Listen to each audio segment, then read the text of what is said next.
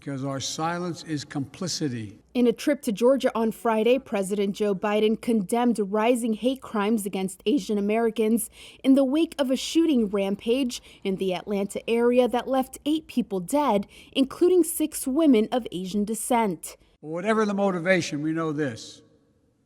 Too many Asian Americans have been walking up and down the streets and worrying, waking up each morning the past year feeling their safety and the safety of their loved ones are at stake.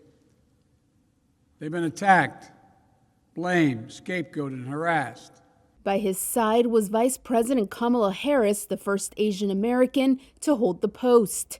In her remarks, she indirectly criticized former President Donald Trump, who has repeatedly referred to COVID-19 as the China virus. For the last year, we've had people in positions of incredible power scapegoating Asian Americans, people with the biggest pulpits spreading this kind of hate.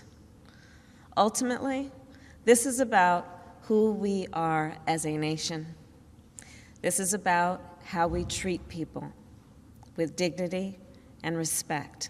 The shootings this week at 3 spas in and around the city have rattled Asian Americans already grappling with the rise in hate crimes. The suspected gunman, 21-year-old Robert Aaron Long, has been charged with 8 counts of murder. Investigators said Long suggested that sexual frustration led him to commit violence, though political leaders and civil rights advocates have speculated the killings were motivated, at least in part, by rising anti-Asian sentiment. Before heading to Georgia, Biden called on U.S. lawmakers to quickly pass a COVID-19 hate crimes bill, saying while the motive was still unknown in the Georgia killings, the nation faced a, quote, ongoing crisis of gender-based and anti-Asian violence.